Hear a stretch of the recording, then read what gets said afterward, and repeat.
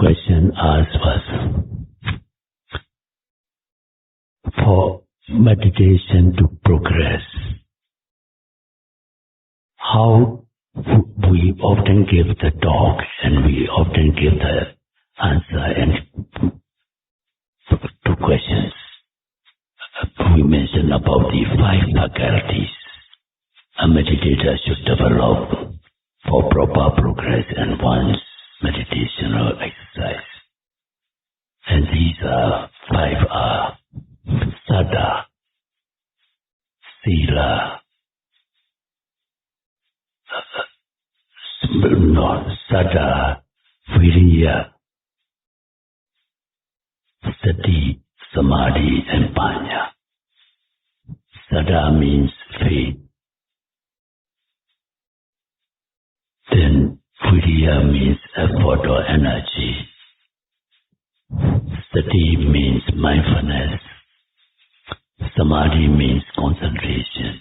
And Panya means wisdom. So one should develop proportionately or properly these 5 faculties. So the question was, who asked was how to balance these 5 faculties for proper progress.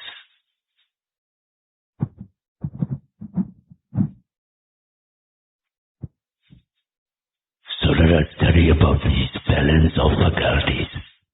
We often give one whole talk, but now since the question arises, let us study because it is important also.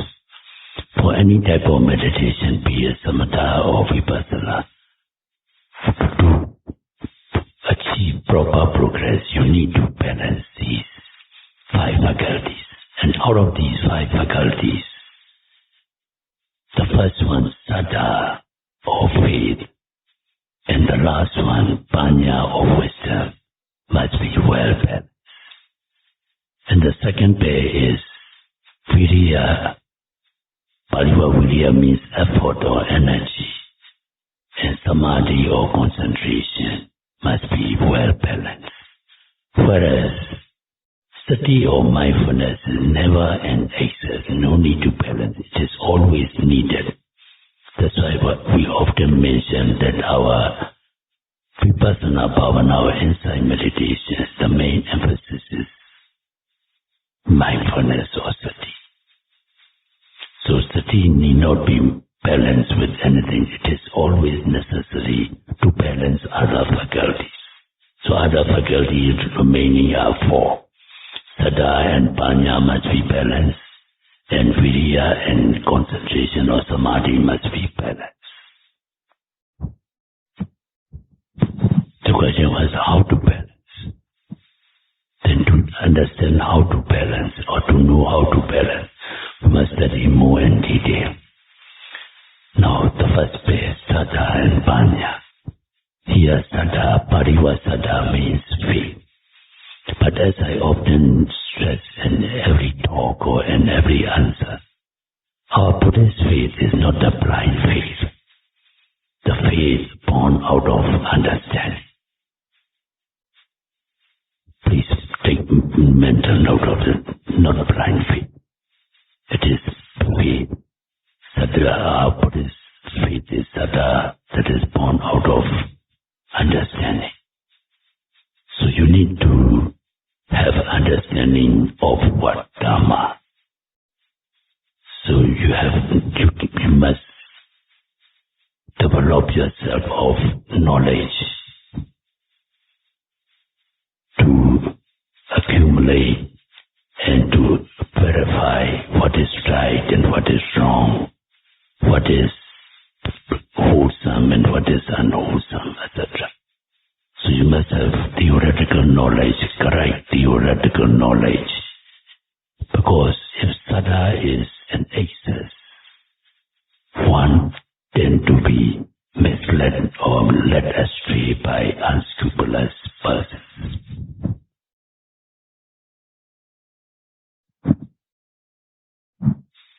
When Saddha is over without any intelligent wisdom or knowledge determine or consider oneself whether it is right or wrong, whether it is proper or not, then one can be led astray. There are many examples during Buddha's time in India. Some religious teachers and their followers, they stay nude, not putting on their clothing, saying that they are shedding their lobha or greed by not wearing clothing. And many people believe in, they follow their teaching. So that shows how can it be? Because they don't use their common sense or logic or intelligence to understand. How can people who has got no modesty or shame to go on nude in the public are worthy of reverence, worthy of taking refuge? And this is the example of Sada is over and no wisdom to consider for the proper knowledge. So that is how anything in excess is detrimental to one's welfare.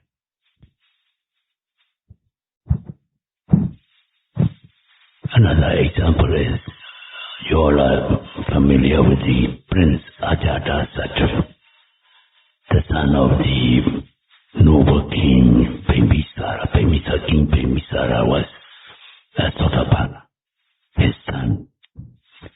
Sayādaw Sunanda. He was organized by Devadatta.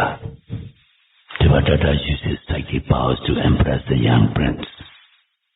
And the young prince, being unable to understand the true nature of this Devadatta's intentions, he followed him and he killed his own father. And now he's in Avicii hell due to this patricide. So when Sada is strong with no basic or common knowledge or intelligence or wisdom to think properly, then one can be led astray with severe fatal or severe, very tragic consequences.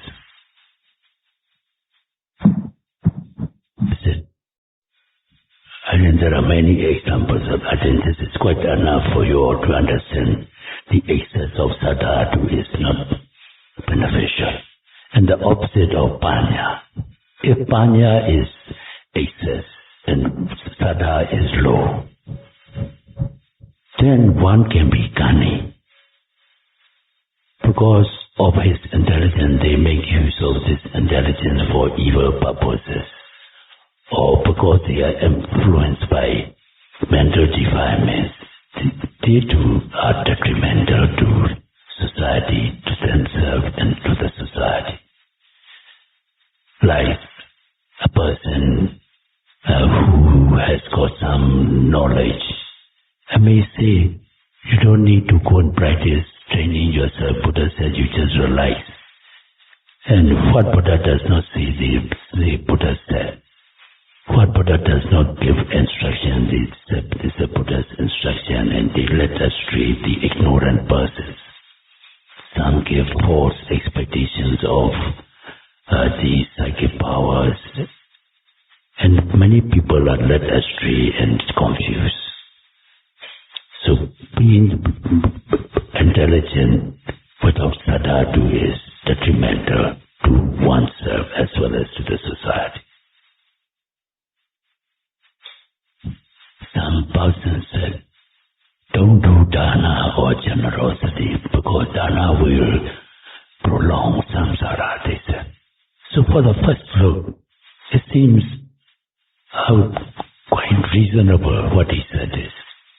Because doing dana, you be reborn in pleasurable existences of human and deva world. Because that person does not have any sada to give his own or to offer or to conduct in generosity.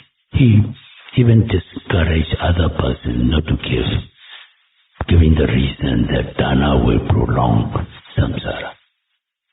But it is actually very sarcastic criticism, not understanding the true nature of generosity. I have many times expressed, dana or generosity is that not the simple act of giving. It is the Nikama Parami. One is practicing Nikama Parami, renunciation, renouncing, or in common words, people used to say, letting go, letting go. Everybody crave or everybody endears one's own money and possessions. The fact that they can give away is the greatest renunciation, perfection, or paramitas. It is so noble, and they belittle that by saying the dana will prolong. If one can get nibbana in one instant, it's okay. Like when you go a long journey or any journey, you need provisions on the way. If you don't have any provisions, how can you survive? Or how can you have a proper destination? So giving false pretense, they used to discourage other people. This is the example of the wisdom of Panya with no or very little sada or faith. So how to balance these two factors? That is why we are giving these talks and interviews to our meditators according to our tradition.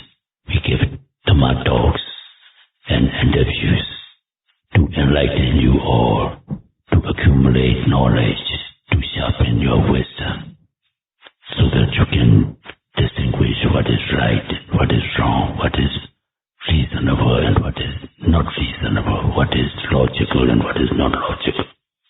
And in that way you can balance your faith and wisdom.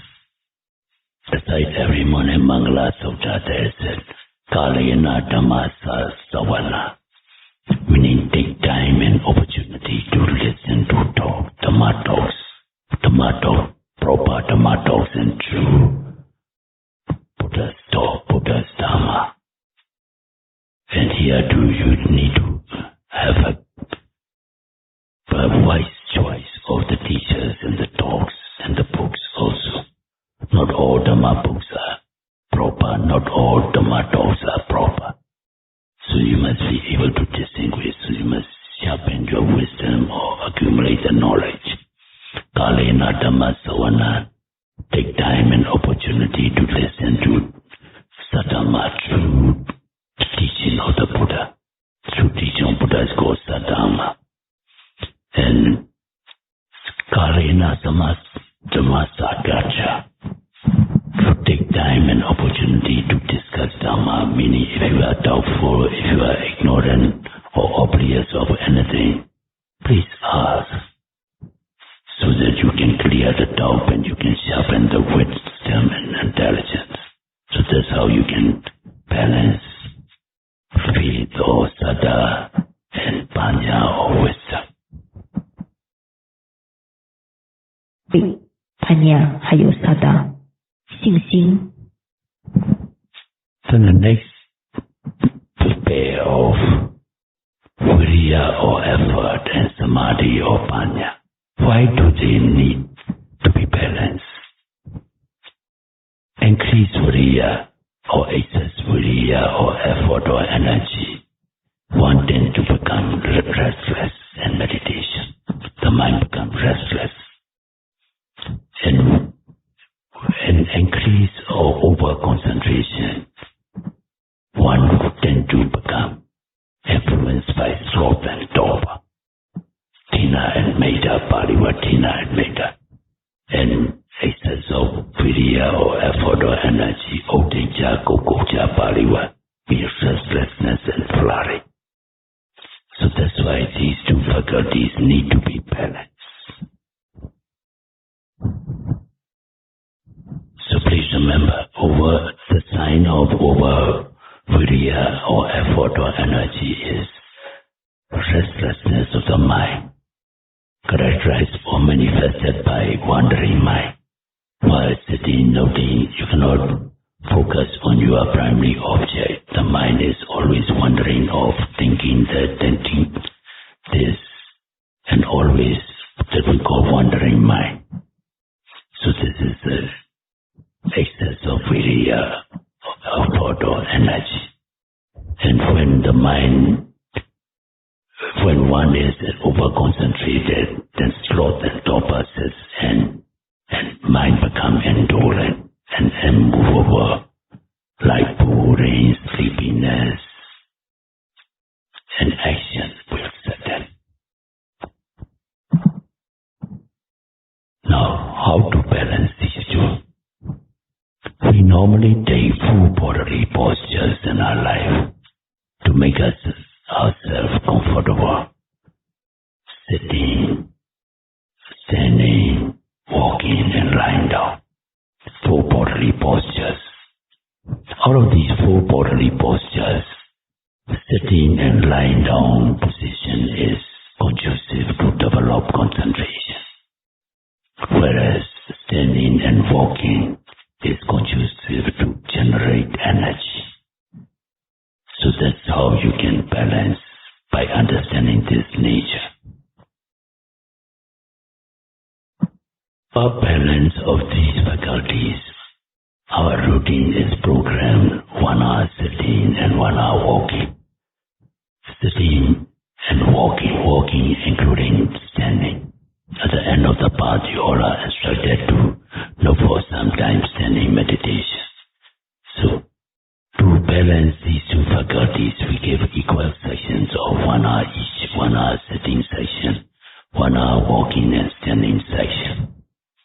So when the signs of imbalance arise, like just now I have explained to you, when too much wandering mind and restless mind, due to more sitting, more than 1 hour if possible, and more detailed noting. Like normally we give 2 noting only like rising and falling. If it is wandering mind is too much, making the mind to be occupied, you can know 4 objects, rising, falling, and between you can add in sitting and touch. So more detailed noting and longer sitting will develop concentration. So when there is restless mind, it is the sign of over-virya. So to balance, you must develop more concentration by sitting session more and noting objects more detail. On the other hand, if there are signs of over-concentration like sloth and torpor, as you all know, is sleepiness, drowsiness, and mind become indolent. You feel boring, not wanting to note anything, or not wanting to observe anything. So in that case, then you must increase virya, that is effort or energy. Increasing virya, effort or energy means you do more walking and stand. As just now I have explained, walking and standing is conducive to generate energy. So instead of 1 hour each, you walk like 1 hour and 15 minutes or 1.5 hours, or if possible even 2 hours for walking and standing. And also your object of noting should be less, because if it is too many objects to see, and if you have to walk too slow, then you'll be more slow than torpor will overwhelm you. So in that case, it's better to do 1 phase noting and 2 phase noting. We have given instruction to do 3 phases in walking session. Like right step, left step, that is 1 noting, we call 1 phase noting. Then lifting, putting is 2 phase noting, then lifting, moving and putting down it. So when sloth and torpor is overwhelming the mind, one should not do the 3 phases. Only after later, when enough energy to watch, you can do. But at the beginning, it's better better to start with one or two, the most two pieces of laughter. One faculty, sati or mindfulness. It is never an excess, always needed. Buddha, in most discourses, he always asks to make strenuous effort to be mindful. Because mindfulness supports the other four faculties to be balanced. So in Mahasatipatthana Sutta, he said, Atapi Sambhajano Satima. Satima means to be mindful. For how mindful? Atapi, he said, ardently, make ardent effort, strenuous effort to be mindful. For what? Sambhajano. To know or to see your object with all understanding and penetration. Atapi Sambhajano Satima. So that shows that mindfulness or sati is never excess. It is always needed. The more or the stronger or the more mindful, the better. No need to balance with any other faculty.